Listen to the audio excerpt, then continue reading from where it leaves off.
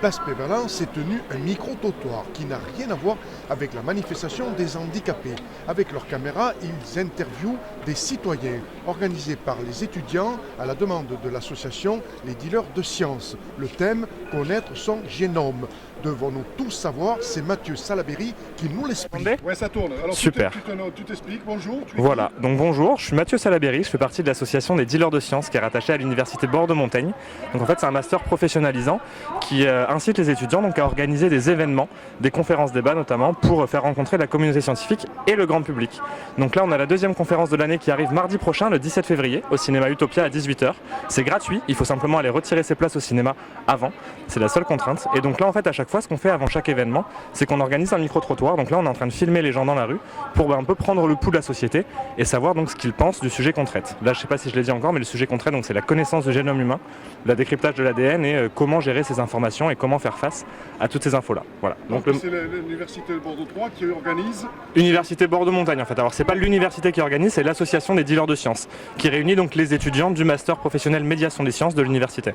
Donc ils ont un média à eux, un média propre à eux ou... Pas spécialement, non. On communique sur les réseaux de l'université. On a un site propre à nous, oui. Et puis là ensuite le micro-trottoir il est simplement amené à être diffusé le jour de la conférence. Et ensuite on a une chaîne YouTube sur laquelle il est relayé, mais ça s'arrête là. En fait là, alors l'organisation de la conférence, c'est que ça va commencer par la projection d'un documentaire de 53 minutes qui s'appelle Le décryptage du génome humain, espoir ou menace, et qui en fait donc traite de toutes les problématiques liées à notre sujet.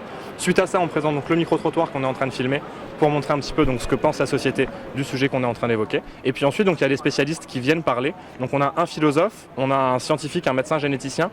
On a également une journaliste du Monde qui traite de ces sujets-là. Et puis on a un grand témoin, donc la première femme en France à avoir subi une double ablation des seins en fait, suite à une prédisposition génétique qui avait été dépistée suite au décryptage de son génome. Voilà, donc on a 4 intervenants qui viennent là et puis ensuite on a une grande part qui est faite au débat avec le public pendant 45 minutes à peu près. Alors moi je vais te poser la question, puisque tu es en train de poser cette question, je dirais au micro-trottoir, moi je te la pose à toi, qu'est-ce que tu pourrais nous dire sur le problème de ce que tu nous racontes? Du séquençage du génome humain? Alors, problème, je ne sais pas si c'en est un forcément, parce que ça a quand même de très bons côtés, notamment, l'idée du décryptage du génome humain, c'est de connaître les prédispositions génétiques qui vont nous faire possiblement développer certaines maladies à l'avenir. Donc ça peut permettre une médecine personnalisée et adaptée à chacun, donc ça peut être une très bonne chose.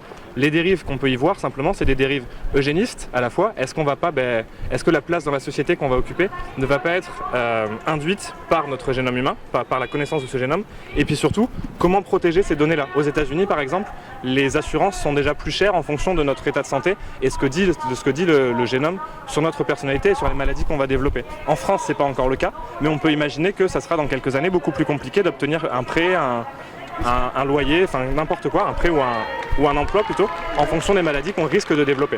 Et puis également, là j'ai pris le cas de l'assurance, mais Google par exemple qui fait de la publicité n'a pas forcément à savoir comment protéger ces données et les faire utiliser uniquement dans un cadre professionnel, donc le cas des assurances ou le cadre médical.